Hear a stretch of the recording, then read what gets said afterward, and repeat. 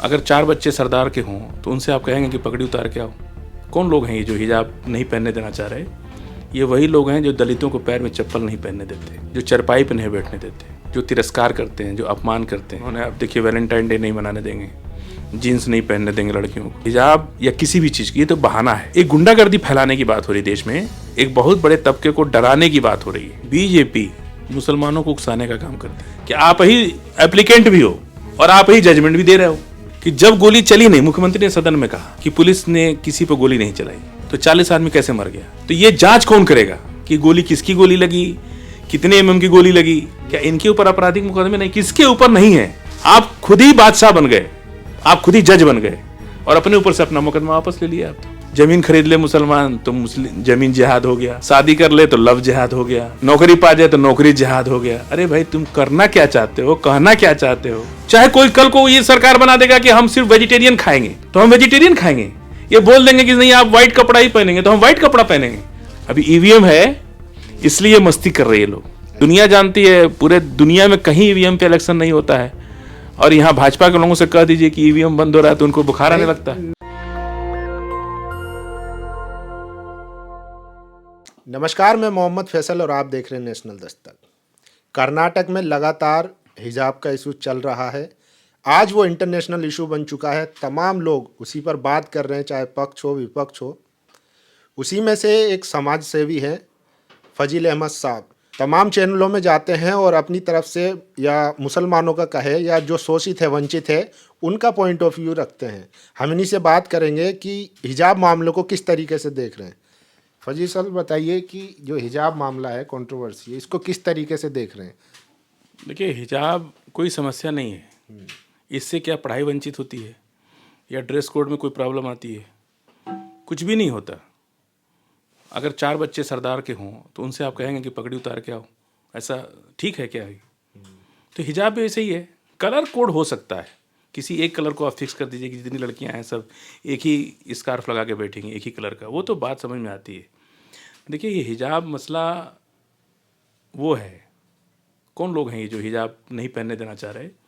ये वही लोग हैं जो दलितों को पैर में चप्पल नहीं पहनने देते, जो चरपाई पे नहीं बैठने देते, जो तिरस्कार करते हैं, जो अपमान करते हैं, जो घोड़ी पर चढ़ के दलित अपने बच्चों की शादी घोड़ी पर चढ़ के नहीं कर सकता। ये कहाँ, किस देश में जी रहे हम लोग? ये वही लोग हैं जो दलितों को जुल्म करते थे। आज अब उनका दिमाग जो है अब मुसलमानों पे आ गया है। हिजाब मत पहनो, ये मत करो, और ये वही लोग हैं, ये सबके दुश्मन हैं, ये किसी के खास नहीं है। अभी वैलेंटाइन डे पे आ रहा है, उन्होंने अब देखिए वैलेंटाइन डे नहीं मनाने देंगे, जीन्स नहीं पहनने देंगे लड़कियों को, जीन्स भी नहीं पहनने देंगे, हिजाब भी नहीं पहनने देंगे। तो गुंडागर्दी से आप सरकार चला रहे हैं तो कम से कम इस तरह के गुंडा तत्व के लोगों पर कोई कानून है देश में कि नहीं? देश में कानून है। हम ये जानना चाहते हैं कि हिजाब या किसी भी चीज़ की ये तो बहाना है। एक गुंडागर्दी फैलाने की बात हो रही है देश में, एक बहुत बड़े तबके को डराने की बात हो रही है। इससे देश आगे बढ़ेगा कभी? कोई दुनिया में कहीं होता है ऐसा? आज हम समतामूलक समाज की बात करते हैं, आज़ादी का सेंचुरी हम मनाने वाले हैं। जब देश आज़ादी का 100 साल मनाएगा तो आप आने वाली पीढ़ी को क्या देंगे? नफ़रत, एक दूसरे से नफ़रत देंगे। ये सबसे बड़ी समस्या कानून का जो परिभाषा है वो अपने तरीके से गढ़ ली जाती है। यानी अब देश में ऐसा हो रहा है कि आप किसी गुंडा के पास जाइए या नेता के पास जाइए, थाना में आपकी सुनवाई नहीं होगी, क्योंकि थाना उसी गुंडा उसी नेता से चल रहा है। सरकार आती है तो किसी की सुनवाई नहीं होती है। तो ठीक उसी तरह से हिजाब पर, और मामला उच्च न्यायालय में है, कर्नाटक हाई कोर्ट में। सुप्रीम कोर्ट ने कहा कि पहले हाई कोर्ट का हम देखते हैं, हम लोग भी इंतज़ार कर रहे हैं और पूरी उम्मीद है हमको कि हम लोग को न्यायालय से इंसाफ मिलेगा। एक बात बताइए, अगर कोई स्कूल अपना ड्रेस कोड बनाता है तो उसमें सभी लोग आएंगे, उसमें दिक्कत क्या है मुसलमानों को? देखिए, मुसलमानों को जो लड़कियां हिजाब लगाती हैं उनसे उतरवाना बहुत बड़ी बात है। जो नहीं लगाते उनके लिए कोई बात नहीं। जैसे हम दाढ़ी नहीं रखते, लेकिन जो रखते हैं उनसे आप कहिए कि कटवा लीजिए इसको, उनके लिए बहुत बड़ी बात है। हमारे यहाँ ज़रूरी नहीं है, लेकिन जो लोग एडॉप्ट कर रहे हैं, राइट ऑफ चॉइस है ये, लेकिन जिनकी चॉइस है उनके साथ तो गलत कर रहे हैं ना आप, नाइंसाफ़ी तो हो रही है ना। ये हम राइट ऑफ चॉइस है, हमको इस्लाम ने भी आज़ादी दी है और ये भी कहा है कि अगर करे तो बहुत अच्छा है। लड़कियों की सुरक्षा है हिजाब में। आज समाज को आप नहीं कर सकते। आज जो घटनाएं घट रही हैं किन कारणों से हो रही हैं, यही वो कारण है जिसके लिए पहले से। और हिजाब और पर्दा किस मुसलमान में थोड़ा ही है, हिंदू में भी है, सिख में भी है, ईसाई में भी है। पूरी दुनिया की कोई ऐसी जाति नहीं है जहाँ पर्दे की बात नहीं की जाती। ये तो सब चीज़ों से अलग हट के एक वेस्टर्न कल्चर देश में हावी हो रहा है, जिसको लेकर के माहौल बनाया जा रहा है। वेस्टर्न कल्चर तो क्यों मना कर रहे हैं आप वैलेंटाइन डे मनाने के लिए, जीन्स पहनने के लिए? एक तरफ आप वेस्टर्न कल्चर को बढ़ावा देने की बात करते हो, दूसरी तरफ जो लड़कियां जीन्स पहनती हैं, वैलेंटाइन डे मनाना चाहती हैं, उनको आप मार रहे हैं। तो कहीं ना कहीं नाइंसाफ़ी तो हो ही रही है ना। और ये सिर्फ अपनी राजनीति को करने के लिए ये सब घटनाएं की जा रही। नहीं, एक परसेप्शन बना हुआ है कि बीजेपी अगर कोई भी फैसला करेगी या बीजेपी जहाँ पर बीजेपी राज्य सरकारें हैं या सेंट्रल गवर्नमेंट है तो मुसलमान उसका विरोध करना ही करना है। इस पर ये परसेप्शन कैसे टूटे? नहीं, ऐसी बात नहीं है। बीजेपी मुसलमानों को उकसाने का काम करती है। उनकी राजनीति मुसलमानों के अगेंस्ट होती है। उनकी भाषा, अभी आप देख लीजिए सीए एनआरसी पर जो प्रोटेस्ट हो रहा था, उस पर इन्होंने सबको नोटिस पकड़ा दिया कि इतना पैसा आप जमा करो। मतलब मुद्दई भी आप और मालिक भी आप ही, मतलब आप ही एप्लीकेंट हैं। सुप्रीम कोर्ट ने ये कहा साफ साफ कि आप ही एप्लीकेंट भी हो और आप ही जजमेंट भी दे रहे हो। दोनों चीज़ तो नहीं चलेगी ना। अदालत किस लिए देश में? ये तय कौन करेगा? मान लीजिए पुलिस ने किसी राह चलते किसी मुसाफिर को पकड़ लिया और उसको जेल में डाल दिया और कहा कि इसी ने बस फूका है, तो तय कैसे होगा कि किसने बस फूका? प्लेस ऑफ एक्वेरेंस, घटना कहाँ हुई, घटना को देखा किसने, कैसे साबित होगा घटना को देखा किसने? अदालत यही साबित करती है ना। गवाह गुजरते हैं, वकील बहस करते हैं, तमाम गवाहों की गवाही ली जाती है, उसके बाद जज तय करते हैं, अदालत तय करती है कि इन्होंने गुनाह किया है। तो अदालत के पास तो सक्षम का अधिकार है ही है उसको पनिशमेंट करने के लिए। तो योगी सरकार ने भी जो उनके पास आर्टिफिशियल इंटेलिजेंस होगी या थी और जो उनके पुलिस महकमे में अधिकारी थे, उन्होंने जो सबूत और साक्ष्य की बिना पे तो ये फैसला लिया होगा ना। तभी लोगों के पोस्टर लगाए गए। अब कोई मुसलमान हो या कोई भी हो, अगर वो सरकारी संपत्ति को जलाएगा या नुकसान करेगा तो जाहिर सी बात है सरकार कुछ तो कदम उठाएगी। देखिए, माननीय मुख्यमंत्री जी ने कहा कि पुलिस ने गोली नहीं चलाया, फिर भी 40 के करीब लोग मारे गए। तो किसने गोली चलाई, इसकी जांच कौन करेगा? सरकार ही तो करेगी, पुलिस ही तो करेगी। कि जब गोली चली नहीं, मुख्यमंत्री ने सदन में कहा कि पुलिस ने किसी पर गोली नहीं चलाई, तो 40 आदमी कैसे मर गया? तो ये जांच कौन करेगा कि गोली किसकी गोली लगी, कितने एमएम की गोली लगी? ये सीएएनआरसी वाला, सीएएनआरसी में 40 आदमी मारे गए, तो किसकी गोली से मरे? कौन मारा उनको जब पुलिस ने गोली नहीं चलाया? तो और अगर पुलिस ने भी गोली चलाया, इसके पहले भी बहुत से इनकाउंटर्स हुए हैं। रामकोला में कांड हुआ, जिन अधिकारियों ने गोली चलाई वो जेल में। सीएनआरसी में किसी अफसर को जेल भेजा गया? भाई, प्रोटेस्ट करना तो हमारा संवैधानिक अधिकार है ना। नहीं तो अगर सामने से आप पुलिस अधिकारियों पर हमला करेंगे, पत्थरबाजी करेंगे, तो पुलिस तो एक्शन लेगी। नहीं, मैं राजनीति में 20-25 साल से एक्टिव पॉलिटिक्स में हूँ। मैंने भी बहुत प्रोटेस्ट किया है और प्रोटेस्ट में मैं जेल भी गया हूँ। ऐसा नहीं है कि मैं अनुभवहीन हूँ। इसमें क्या होता है, या तो पुलिस या सरकार अपने गुंडों को भेज करके अराजकता फैला देती है। पुलिस क्या करती है इसमें, जैसे प्रोटेस्ट लंबा चला या प्रोटेस्ट को शांत करना है, तो उसमें क्या करते हैं कि वो भीड़ में अपने आदमी भेज करके और अराजकता फैलवा देते हैं। फैलाने के बाद उसमें लाठीचार्ज होती है, कुछ लोग पकड़े जाते हैं, कुछ लोग नामजद होते हैं, कुछ लोग अज्ञात में पकड़े जाते हैं। 500 आदमी के खिलाफ एफआईआर हो गई। उसके बाद पुलिस चुन चुन करके लोगों से उठाती है, पकड़ती है, उनको प्रताड़ित करती है। ये मैं अपना अनुभव बता रहा हूँ। और भाजपा के लोग आज सत्ता में हैं, इनके ऊपर मुकदमे नहीं है। इन्होंने बस नहीं जलाई, इन्होंने ट्रेन नहीं फूका, आज ये सत्ता में है तो बड़ी बड़ी बातें कर रहे हैं, गांधीवाद की बातें कर रहे हैं। क्या इनके ऊपर आपराधिक मुकदमे नहीं? किसके ऊपर नहीं है? योगी जी ने अभी योगी जी पर 22 मुकदमे, अभी नॉमिनेशन फाइल करा, 0 मुकदमा। वो सुप्रीम कोर्ट ने उनको वापस कर दिया है। वो मुकदमा फिर से चलेगा, ऐसा सुप्रीम कोर्ट ने बोल दिया है। अब वो कह दिए कि 0 मुकदमा है, लेकिन मामला तो सुप्रीम कोर्ट में लंबित है, तो 0 कैसे हो सकता है? 2007 का दंगा केस तो अभी सुप्रीम कोर्ट में लंबित है। आप खुद ही बादशाह बन गए, आप खुद ही जज बन गए और अपने ऊपर से अपना मुकदमा वापस ले लिया। आप तो ये कहीं से इंसाफ है क्या? आप ही अदालत बन गए, आप ही एप्लीकेंट हो, आप ही उसमें मुलजिम हो और आप ही अदालत हो, तो मुकदमा चलाएगा कैसे, चलेगा कैसे? ये सबसे बड़ी बात है। इसलिए मैं कह रहा हूं कि ये कोई बस जला दिया तो ये जरूरी नहीं कि प्रोटेस्टर ने जलाया या प्रोटेस्ट करने वालों ने जलाया।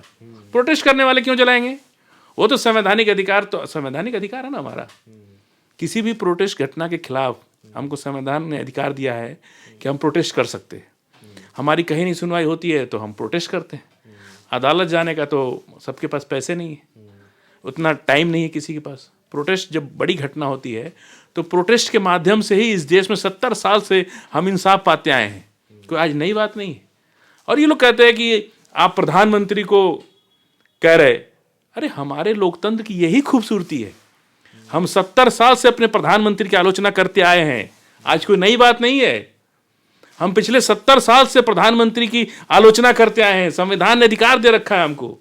मनमोहन सिंह को यही ना हमारे प्रधानमंत्री जी मनमोहन सिंह कहते थे, चूड़ियां लोग भेजते थे, क्या क्या नहीं कहते थे। कुछ हुआ इसके लिए? हमारा प्रधानमंत्री, हमारे देश के संविधान ने हमको यह अधिकार दे रखा है कि हम अच्छे कार्यों के लिए उनकी तारीफ भी करेंगे और बुरे काम के लिए उनकी आलोचना भी करेंगे। लेकिन ये लोग कहते हैं कि प्रधानमंत्री के खिलाफ आप क्यों बोले, प्रधानमंत्री के खिलाफ क्यों बोले? अरे भाई 70 साल से बोल रहे हैं, कोई नई बात है क्या आज? अच्छा, अभी आपने कहा कि अगर प्रधानमंत्री कोई अच्छा काम करेंगे तो पिछले तारीफ भी करेंगे, तो पिछले 6-7 सालों में 8 सालों में कोई एक काम जो आपको पसंद आया मोदी जी का? देखिए, जिस तरह से यूपीएससी में दलित की और ओबीसी की और माइनॉरिटीज़ की संख्या आरक्षण रिजर्वेशन होने के बाद भी, इतना रिजर्वेशन होने के बाद भी आप दलित बस्ती में चले जाइए, पिछड़ी बस्ती में चले जाइए, आपको हजारों बच्चे बेरोजगार मिलेंगे। वैकेंसी खाली है लेकिन उतनी क्वालिटी रखने वाले लड़के बेरोजगार घूम रहे। हम इसको अच्छाई कहें कि बुराई कहें? 40 लड़के आ गए आईएएस के एग्जाम में मुसलमान मोदी जी के राज में। हम तो बहुत खुश हुए कि चलो भाई मोदी जी के राज में 40 लड़के मुसलमान हो गए। तो उसको उन्हीं के तथाकथित लोगों ने कहा कि ये तो आईएएस जिहाद हो गया। जमीन खरीद ले मुसलमान तो मुस्लिम जमीन जिहाद हो गया, शादी कर ले तो लव जिहाद हो गया, नौकरी पा जाए तो नौकरी जिहाद हो गया। अरे भाई, तुम करना क्या चाहते हो, कहना क्या चाहते हो, कैसे देश चलाना चाहते हो? और सवाल इस बात का कि ऐसे लोगों को सरकार रोकती क्यों नहीं? देखिए, प्रश्न सरकार मोदी जी पर हो चाहे योगी जी पर हो या और भी जितने मुख्यमंत्री देश के अंदर हैं, सवाल इस बात का नहीं है। कोई करता है तो आपको रोकना चाहिए ना। शेफरॉन मफलर पहन के गए हिजाब वाले कांड में, भाई लड़ाई, ये बच्चों की लड़ाई तो प्रशासन से थी, स्कूल प्रबंधन से थी, आप बीच में क्यों कूद गए? वो प्रबंधन की लड़ाई थी। इसका मतलब कहीं ना कहीं आप प्रबंधन के ऊपर फोर्स कर रहे होंगे, या आप एक मैनिफेस्टो इलेक्शन चल रहा है तो आप सोच रहे कि ऐसा करें। अरे आप शेफरॉन पहन के बैठिए, कौन मना कर रहा है आपको? शेफरॉन मना कौन कर रहा है? वो हिजाब लगाना चाहते हैं तो आप शेफरॉन पहनिए, कोई दिक्कत नहीं है। स्कूल प्रबंधन हो या कोई भी संस्था हो या कोई स्टेट मिनिस्टर हो या राज्य की सरकार हो, भारत के संविधान में जो हमारी प्रस्तावना है उसके खिलाफ जाकर के कोई कानून नहीं बन सकता। ये संविधान हमारा मौलिक अधिकार का हनन नहीं हो सकता। हमको राइट ऑफ सिटीजन्स का जो राइट संविधान ने दे रखा है, चाहे कोई कल को ये सरकार बना देगा कि हम सिर्फ वेजिटेरियन खाएंगे तो हम वेजिटेरियन खाएंगे, ये बोल देंगे कि नहीं आप व्हाइट कपड़ा ही पहनेंगे तो हम व्हाइट कपड़ा पहनेंगे, फिर हमारा मूल अधिकार कहाँ चला गया? फिर हमारा संवैधानिक अधिकार कहाँ चला गया? जिस तरह से उत्तर प्रदेश की सरकार ने, योगी सरकार ने बार बार ये कहने की कोशिश की कि आप ये खाइए, ये पहनिए, ये, अरे ये कौन हो भाई तुम फंडामेंटल राइट्स नहीं जानते। आप कानून बनाते समय, कानून तो बनाया था इन्होंने उत्तर प्रदेश में यही दंगा नियंत्रण के लिए। सुप्रीम कोर्ट ने कह दिया कि कानून ही असंवैधानिक है, पूरी तरह से कह दिया कि असंवैधानिक है। कानून बना एक एसडीएम कैसे तय कर देगा? एसडीएम जुडिशरी पावर नहीं है एसडीएम को, वो एक मजिस्ट्रेट है, रेवेन्यू के लिए मजिस्ट्रेट है। किसी को 3 महीने से सजा नहीं दे सकता वो। आप एसडीएम को मालिक बना दोगे कि वो जज है क्या? फिर अदालत को बंद कर दो, फिर फांसी की सजा भी एसडीएम ही देना शुरू कर देगा। एनकाउंटर्स हो रहे हैं तो फांसी है ना वो एक तरह से। तो एसडीएम को आप सारा पावर दे करके, और जिसको चाहे, अभी तो तय नहीं हुआ, एफआईआर दर्ज होती है, विवेचना होती है, बहस होती है, बहस होने के बाद फाइनल कंक्लूजन पर अदालत सजा सुनाती है, उसमें रिकवरी नहीं, आजीवन कारावास तक की सजा है। बस जलाना और तोड़फोड़ करना, और अगर साबित हो गया कि आपने फूंक ताप किया है तो उसमें आजीवन कारावास तक की सजा है। आप तो पैसे लेके छोड़ रहे हो। क्यों छोड़ रहे हो भाई? कल सरकार बीजेपी की नहीं रहेगी, तब आप विरोध करोगे तो आपके ऊपर भी तो ये कानून लागू होगा। ये नहीं समझ रहे? तो हम पैसा लेके छोड़ देंगे? यदि आपने फूंक ताप किया है और सरकार, आपको विपक्ष की राजनीति करनी है, लोकतंत्र है ये, तो आज जो सत्ता में कल विपक्ष में होंगे, तो किस तरह की एनार्की का माहौल खड़ा कर रहे हैं ये लोग। बिल्कुल समाज को बांटने का काम कर रहे हैं। इतना द्वेष की राजनीति, इतना इनकी। अब देखिए, आज राज्य सरकार देहरादून ने कहा अपने चुनाव से एक दिन पहले, कल परसों में चुनाव है वहाँ, आज क्या बोल रहे हैं कि कॉमन सिविल कोड हम लागू करेंगे। राज्य सरकार को है पावर कॉमन सिविल कोड लागू करने का? ये फेडरल स्टेट नहीं है हमारा भारत, यूनियन ऑफ स्टेट है। यूनियन स्टेट को और फेडरल स्टेट की परिभाषा जिस मुख्यमंत्री को नहीं पता, वही ये बात बोल सकता है कि हम कॉमन सिविल कोड लागू करेंगे। नहीं तो जिस पार्टी से वो बिलोंग करते हैं उनकी पार्टी तो पावर में है, और अगर फिर आने वाले टाइम में वो सेंटर में, केंद्र में बनती है, तो जिस तरीके से 370 35 से हटाया और या 3 तलाक लाए, तो उसी तरीके से उनका ये भी एक मैनिफेस्टो है, वादा है, वो आगे करेंगे। देखिए 14 राज्यों में हमारे देश के 370, 371, 368 इस तरह की धाराओं में, पहाड़ी क्षेत्रों में इस तरह की धाराएं रखी गई। और ये पहाड़ को बचाने के लिए कि प्लेन के लोग जा करके, आप क्या उत्तरांचल में ज़मीन खरीद सकते हैं क्या? नागालैंड में खरीद, नागालैंड जाने के लिए आपको गुवाहाटी से परमिट लेना पड़ता है, मालूम है आपको? अपने देश में है ना नागालैंड। कश्मीर जाने के लिए परमिट लेने की जरूरत नहीं है, तब भी नहीं थी, आज भी नहीं है। आज़ादी के बाद से कश्मीर जाने के लिए आपको परमिट लेने की जरूरत नहीं थी, लेकिन नागालैंड जाने के लिए परमिट चाहिए। लेकिन पार्टी को नागालैंड से वोट नहीं मिलेगा ना। नहीं, फिर का जो वोटर है उसे कश्मीर से मतलब दिक्कत है। नहीं, पूरे देश में एक कश्मीर में मुसलमान चीफ मिनिस्टर होता है। इनके पेट में दर्द उसी बात का है कि ये चाहते हैं कि एक भी मुसलमान ना हो, एक चीफ मिनिस्टर मुसलमान ना हो। और हम क्या चाहते हैं कि हिंदू कश्मीर में हो और उत्तर प्रदेश में भी मुसलमान हो। भारत की खूबसूरती इसमें है। भारत की खूबसूरती ये नहीं, दुनिया के अंदर हमारे रुपये की कीमत बढ़े, दुनिया में हमारे टैलेंट की वैल्यू बढ़े, हमारे नौजवान दुनिया में डंका बजा रहे जाकर के, उनकी वैल्यू बढ़े, देश का नाम बढ़े। इसमें है खूबसूरती। भारत की खूबसूरती इसमें है। इसमें नहीं है कि दुनिया आज थू थू कर रही है कि आप आपस में ही, पहले दलितों को आपने तिरस्कार किया, उनका अपमान किया, फिर पिछड़ों का तिरस्कार किया, अपमान किया, अब मुसलमानों की बारी है। ये तीनों मिल जाएंगे तो क्या होगा? कौन मिलाएगा इन्हें? यही मिलाएंगे। हमेशा दुश्मन ही आपका रास्ता खोलता है। मेरे उस गुरुजी कहते थे कि दोस्त बनाना या मत बनाना, 4 दुश्मन जरूर बना लेना, वही तुमको जगाएगा, वही तुमको उठाएगा, वही तुमको आगे बढ़ाएगा। ये भारतीय जनता पार्टी इस देश के लिए हमको तो बहुत अच्छा है, कम से कम हमको जगा तो रही है। अगर ये ठीक से रहे और ऐसा ही तिरस्कार अपमान सबका करते रहे, तो पिछड़े मुसलमान और दलित अगर मिल गए, तब भारत की खूबसूरत लोकतंत्र की स्थापना होगी। उस दिन असली बुनियाद पड़ेगी, जब गांव की बात होगी। और जिस दिन बैलेट्स आ गया, उसी दिन ये शुरू हो जाएगा। अभी ईवीएम है, इसलिए मस्ती कर रहे हैं लोग। अच्छा, ईवीएम पर शक नहीं किया, पूरा विश्वास है। दुनिया जानती है, पूरे दुनिया में कहीं ईवीएम पे इलेक्शन नहीं होता है। और यहाँ भाजपा के लोगों से कह दीजिए कि ईवीएम बंद हो रहा है तो उनको बुखार आने लगता है। नहीं तो ईवीएम जो है तो भाजपा तो लाई नहीं थी, जो लाई थी उसने भी सरकारें बनाई, तमाम राज्यों में है, लेकिन उन्होंने कभी इसका ऑब्जेक्शन नहीं उठाया। मैंने कहा ना आपसे कि कांग्रेस और भाजपा सगी बहन है। ये दोनों सगी बहन है, एक ही माँ बाप की औलाद है। मैंने आपसे अभी कहा ना, खूबसूरत माँ बाप को, खूबसूरत लोकतंत्र उस दिन आएगा जिस दिन दलित, मुसलमान और पिछड़े जाति के लोग सत्ता में बैठेंगे और विकास गांव के अंतिम व्यक्ति से शुरू होगा। भूमिहीन किसान से, जिसके पास एक कट्ठा ज़मीन नहीं है घर बनाने के लिए, वहाँ से विकास जब आप शुरू करेंगे तब जाके भारत दुनिया के देशों पर चमकेगा। पूरे भारत पूरी दुनिया में चमकेगा जब हर इंसान को न्याय मिलेगा।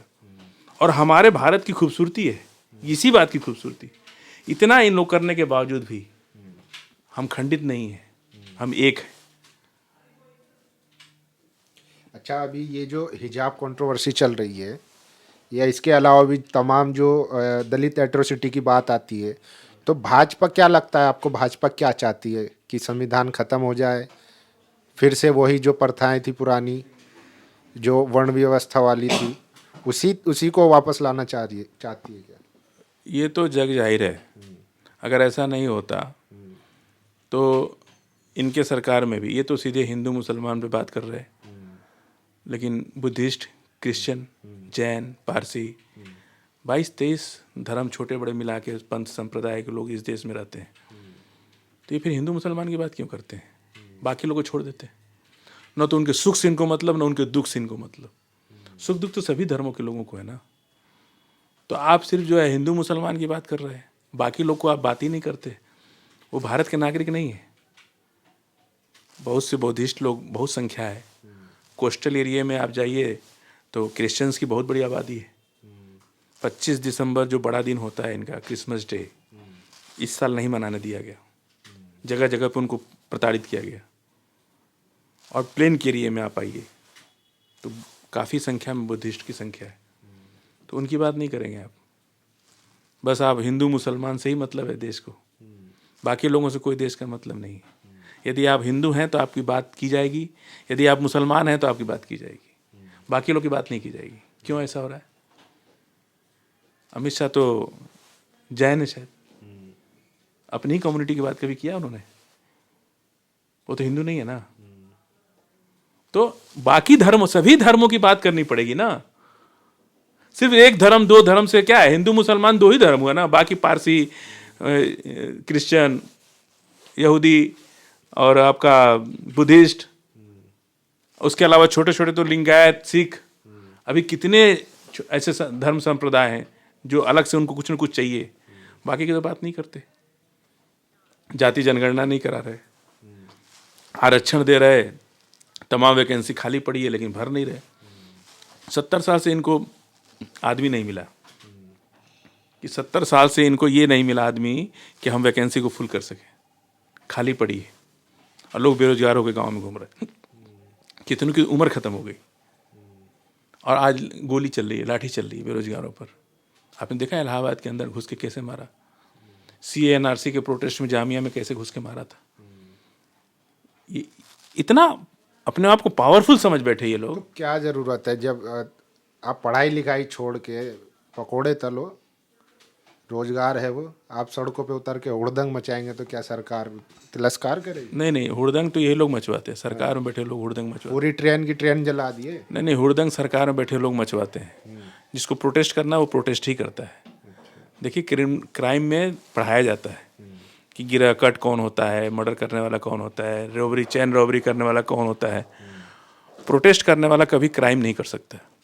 उसको आप लाठीचार्ज करोगे तो ज़्यादा भाग जाएगा, लेकिन कभी भी फूंक ताप नहीं करेगा, तोड़फोड़ नहीं करेगा।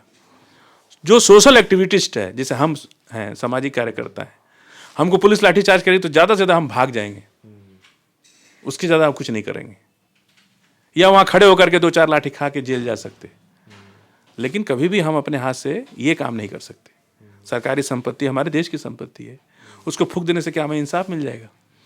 पुलिस क्या करती है कि ऐसा करके कुछ लोगों को अरेस्ट करने का बहाना मिल जाता है। भाई प्रोटेस्ट कर रहा है तो उसको तो आप अरेस्ट नहीं कर सकते ना, लेकिन कुछ लोगों से बस छोड़वा देंगे, शीशा फोड़वा देंगे, उसके बाद अरेस्ट कर लेंगे, तो प्रोटेस्ट खत्म हो जाएगा। लोग जमानत में लग जाते हैं, फिर कौन जमानत कराएगा? कोई जेल चले जाता है, कोई भाग जाता है, किसी को पुलिस अज्ञात में FIR लॉन्च कर लेती है, फिर बुलाती है, लोग डर जाते हैं, प्रोटेस्ट खत्म हो जाता है। यही तरीका है पुलिस का, बहुत पुराना तरीका, अंग्रेजों का तरीका है ये। भारत की पुलिस भी उसी पे काम कर रही है। हर स्टेट में ऐसा होता है, किसी एक स्टेट में नहीं, हर स्टेट में होता है। देखिए, BHU के अंदर हिजाब पहन के लड़कियां आती हैं, दिल्ली यूनिवर्सिटी में हिजाब पहन के लड़कियां आती हैं, JNU में हिजाब पहन के लड़कियां आती हैं, जामिया में हिंदू लड़कियां हिजाब लगाती हैं। इक्वलिटी के लिए। उनको ये लगता है कि हम अलग ना दिखें। से वहाँ के एक मिनिस्टर ने, एक विधायक ने और भाजपा के एक मिनिस्टर ने इसको हवा दे दी। तो हवा जब आप देंगे तो पूरी दुनिया में इसकी चर्चा तो होगी ना, उसको तो आप नहीं रोक सकते। तो हवा तो यही दे रहे हैं ना। आप खुद के घर में जब आप इतना कंट्रोवर्सी कर रहे हो तो दुनिया में आप क्या मुंह दिखाओगे? आज पूरी दुनिया एक है, आज पूरी दुनिया पूछती है सवाल एक दूसरे से कि आप बड़ी बड़ी बातें करते हैं और आप ये करते हैं। तो पाकिस्तान क्या हो, तो बहुत सी दुनिया भर के कंट्रीज़ के अंदर ये सब बातें होती हैं। पाकिस्तान में वहाँ पे हिंदू का मंदिर तोड़ा गया, भारत भी उठाता है बात, हम लोग भी उठाते हैं। बांग्लादेश में घटना हुई मंदिर की, भारत ने उठाया, हमने भी उठाया। तो ये तो जब कोई घटना होगी, अगर वो कंट्रोल नहीं करते हैं तो पूरी दुनिया एक दूसरे को उठाती है ये सवाल। लेकिन हम उसके लिए हिजाब लगाना बंद कर दें, अपनी धार्मिक संवैधानिक अधिकार को छोड़ दें, ये तो संभव नहीं है ना। तो ये थे हमारे साथ फजील अहमद साहब, जिन्होंने बेबाकी से अपनी बात रखी। और ये तमाम टीवी चैनल में जाकर जो शोषित है, वंचित है, बेरोजगार युवा है, महिला है, जो पीड़ित है, उनकी आवाज़ बनकर पूरे देश में तमाम टीवी चैनलों में जाकर उनका पक्ष रखते थे। अभी आपने देखा सुप्रीम कोर्ट ने जिस तरीके से योगी सरकार को फटकार लगाई है, सीए आंदोलन में उन्होंने जो प्रदर्शनकारी थे उनके पोस्टर लगा दिए थे, उनसे हर्जाना वसूला गया और खुद ही ने हर्जाना वसूला, पोस्टर लगाए और फैसला भी सुना दिया। उसी को सुप्रीम कोर्ट ने फटकार लगाते हुए कहा है कि जितने भी केसेस है इनको रद्द करो और इनसे जुर्माना आप नहीं ले सकते, अगर आप ऐसा नहीं करते तो हम करेंगे। तो ये तमाम सारे मुद्दे थे, चाहे हिजाब हो, चाहे सीए एनआरसी का मसला हो और चाहे इंटरनेशनल मुद्दा हो, तमाम चीज़ों पर अपनी बात रखी थी फजील अहमद साहब ने। इस वीडियो पर आप क्या सोचते हैं, आपकी क्या राय है, आप अपनी राय जरूर दीजिए। कैमरा पर्सन निधि के साथ मोहम्मद फैसल, नेशनल दस्तक, दिल्ली। नेशनल दस्तक की आपसे गुजारिश है कि अगर इसको बचाना चाहते हैं तो नेशनल दस्तक को सब्सक्राइब करने के लिए रेड कलर के सब्सक्राइब बटन को दबाएं, फिर बेल आइकन की घंटी दबाएं। नेशनल दस्तक को बचाने के लिए बहुत ज़रूरी है कि हर खबर को शेयर करें, लाइक करें, कमेंट जरूर करें।